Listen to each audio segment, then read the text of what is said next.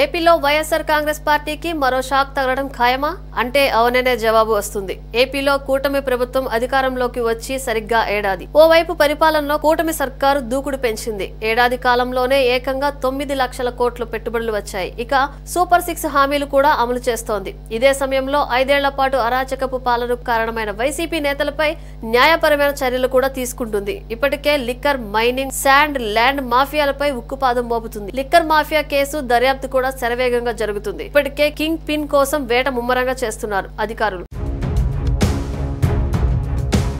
ఇక mining mafia కేసులో మాజీ మంత్రి కాకాని గోవర్ధన్ రెడ్డిని పోలీసులు అరెస్ట్ చేశారు. ఇక త్వరలోనే మరో మాజీ విడుదల రజని అరెస్ట్ ఖాయమంటున్నారు. ఇక ఆడుదాం ఆంధ్ర కేసులో కూడా పోలీసులు విచారణ ప్రారంభించారు. ఇప్పటికే ఏసీబీ కేసు నమోదు చేశారు. ఈ కేసులో మాజీ మంత్రి రోజా చుట్టూ ఉచ్చు బిగిస్తోంది. ఇక జగన్ ఒంటెద్దు పోకడలతో పలువురు వైసీపీ నేతలు ఒక్కొక్కరిగా పార్టీకి గుడ్ బై చెబుతున్నారు. దీంతో రాజకీయంగా వైసీపీ బలహీనమవుతోంది. ముఖ్య నేతలంతా ఒక్కొక్కరుగా వైసీపీకి దూరం అవుతున్నారు.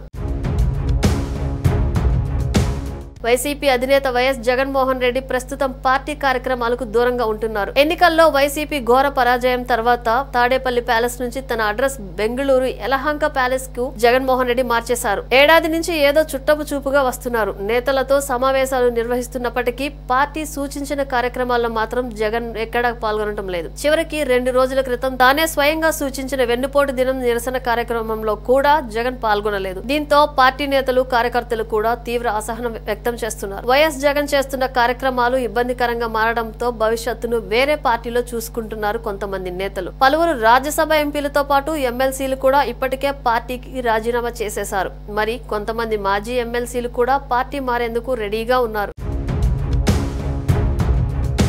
ఇటీవల ఒకరిద్దరు మాజీ ఎమ్మెల్యేలు జనసేన తీర్థం పుచ్చుకున్నారు. త్వరలోనే ఒక రాజ్యసభ ఎంపీకి కూడా షాక్ ఇచ్చే అవకాశం కనబడుతుంది. ఆళ్ల అయోధ్య రామిరెడ్డి తన రాజ్యసభ సభ్యత్వానికి రాజీనామా చేసేందుకు ఆసక్తిగా ఉన్నట్లు తెలుస్తోంది. ఇటీవల ఢిల్లీ వెళ్లిన ఆయన ఒక కేంద్ర మంత్రితో సంప్రదింపులు జరిపినట్లుగా టీడీపీలో ఆసక్తికర చర్చ నడుస్తోంది. సదరు కేంద్ర మంత్రితో ఆయనకు మంచి సంబంధాలు ఉన్న నేపథ్యంలో బీజేపీలోకి వెళ్లేందుకు ఆసక్తి చూపిస్తున్నారని, వ్యక్తిగత కేసుల నేపథ్యంలో వైసీపీలో ఉంటే తనకు ఇబ్బందికర పరిణామాలు ఎదురవుతాయని ఆయన జాగ్రత్త పడినట్టు తెలుస్తోంది.